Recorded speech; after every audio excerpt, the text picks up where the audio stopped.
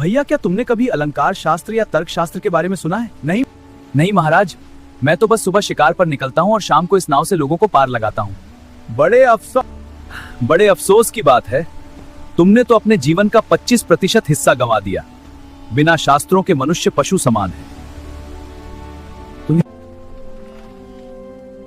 पंडित जी अपनी भारी भरकम पोथियों के पन्ने गर्व से पलटते हुए, भैया क्या तुमने कभी अलंकार शास्त्र या तर्क शास्त्र के बारे में कुछ सुना भी है?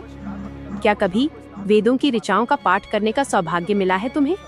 शिकारी सहजता से चप्पू चलाते हुए, नहीं महाराज, मैं तो ठहरा साधारण सा प्राणी, बस सुबह शिकार पर निकलता हूँ और शाम को इस नाव से आप जैसे लोगों को गंगा पार लगाता हूँ। पंडित जी उपहास उड़ाते हुए, बड़े अफसोस की बात है, तुमने तो अपने जीवन का 25% हिस्सा गंवा दिया।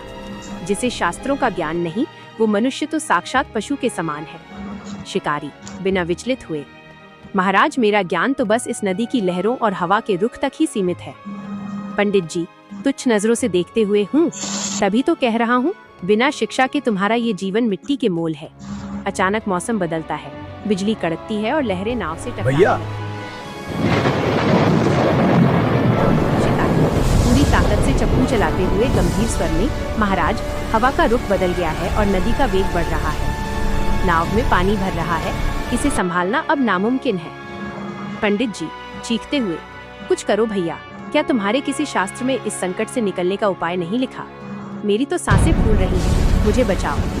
शिकारी शांत भाव से नाव का संतुलन बनाते हुए, महाराज शास्त्रों की बात तो आप जाने, पर मुझे आपसे एक बहुत जरूरी बात पूछनी है। अरे बाबा, ये तूफान हमें डुबो देगा। तैरना आता है? शांत हो जाइए पंडित जी, डर किस बात का? रोने जैसी आवाज में, नहीं, मैंने किताबों में पढ़ा है कि हाथ पैर मारने से इंसान पानी पर तैरता है, पर मुझे उसका अभ्यास नहीं है। मुझे बचाओ, मैं डूबना नहीं चाहता।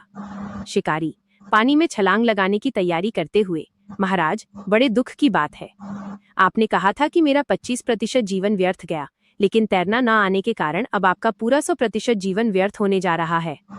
अपनी इन भारी पोथियों को छोड़िए और मेरा हाथ कसकर पकड़िए, मैं आपको किनारे तक खींच ले चलता हूँ। निष्कर्ष, द कंक्लूजन। इस कहानी का सार यही है कि डिग्रियां और किताब सफलता का एकमात्र पैमाना नहीं है।